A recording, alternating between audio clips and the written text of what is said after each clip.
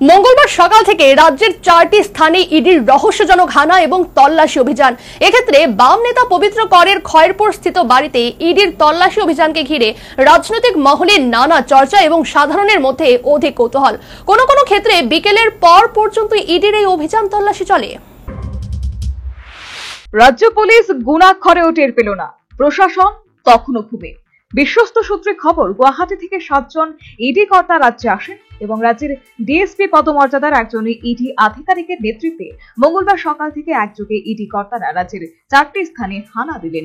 এক্ষেত্রে কেন্দ্রীয় বাহিনীর জওয়ানরা সঙ্গী ছিলেন। এদিন সকালে ইডির কর্তারা ভাড়া করা গাড়ি নিয়ে সোজা চলে যান খয়েরপুরের যাত্রাবাড়ি স্থিত বাম নেতৃত্ব কৃষক নেতা পবিত্র করের পৈতৃক বাড়ি প্রমোদ কর স্মৃতি ভবনে।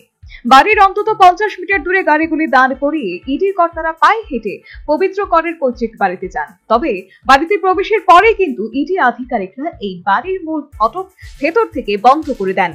এক্ষেত্রে কেন্দ্রীয় বাহিনীর জওয়ানরা বাড়ির অভ্যন্তরে কঠোর পাহারায় ছিলেন। এমনকি ইডির এই তল্লাশির ব্যাপারে স্থানীয় যাত্রাবাড়ির জনসাধারণও শুরুতে কিছুই বুঝতে পারেননি।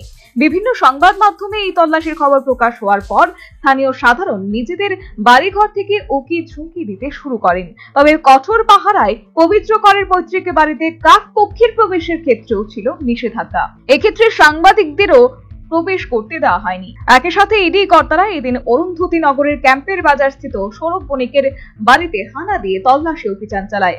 কেন্দ্রীয় বাহিনীর জওয়ানদের কঠোর পাহারারত অবস্থায় সকাল থেকে ইডির কর্তারা এই সৌরভ বণিকের বাড়িতে তল্লাশি অভিযান চালান।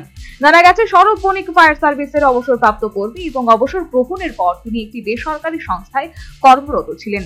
তার ভাই একজন টিসিএস অফিসার।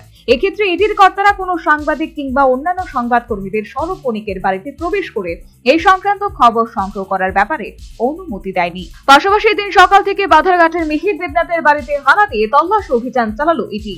ইডির এই তল্লাশি অভিযানকে কেন্দ্র করে এই ক্ষেত্রে অবশ্য জানাজানি হতে সাধারণের মধ্যে একটা কৌতূহল সৃষ্টি হয়। তবে পাহারারত কেন্দ্রীয় বাহিনীর নিরাপত্তার খেলা টোপকে কারোর পক্ষে মিহির দেবনাথের বাড়িতে প্রবেশাধিকার হয়নি। এমনকি সাংবাদিকরাও ছিলেন ব্যস্ত। কি হয় সবার মধ্যে তখন এমন কৌতূহল ও ভাবনা। তবে সর্বসাধারণকে এই কৌতূহলের মধ্যেই সীমাবদ্ধ থাকতে হলো। একই সাথে এদিন নলছড়ের বাসিন্দা প্রাক্তন ব্যাংক ম্যানেজার হারাধন বৈদ্যের বাড়িতে ইডির কর্তারা হানা দিয়ে তল্লাশি অভিযান চালায় বলে খবর। তবে এক্ষেত্রে ইডির কর্তারা এতটাই সংগোপনে অভিযান চালায় তাতে সংবাদ মাধ্যমের কর্মীরাও জ্ঞাত হতে পারেননি। যাই হোক, কেন একই দিনে রাজ্যের 4টি স্থানে ইডির এই রহস্যজনক হানা ও তল্লাশি অভিযান, তা নিয়ে কিন্তু সাধারণের পাশাপাশি তথ্যবিজ্ঞ মহল সহ অন্যান্যদের মধ্যে যেমন নানা কৌতূহল তৈরি হয়েছে, সেই সাথে কেন এই অভিযান সে ব্যাপারেও কিন্তু নানা জনের নানা মত।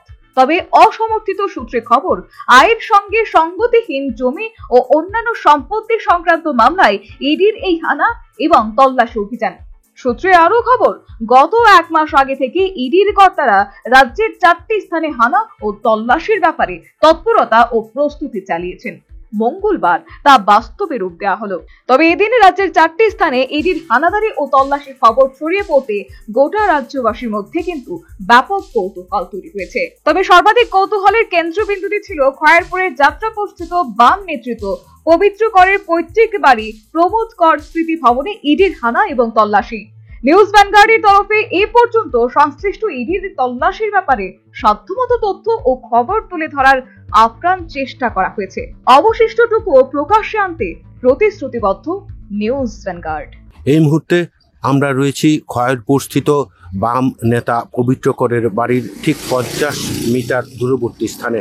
আর এই মুহূর্তে পবিত্র করের বাড়িতে কিন্তু ইডির কর্তারা তল্লাশি অভিযান চালিয়েছেন। এখন তল্লাশি অভিযান চলছে।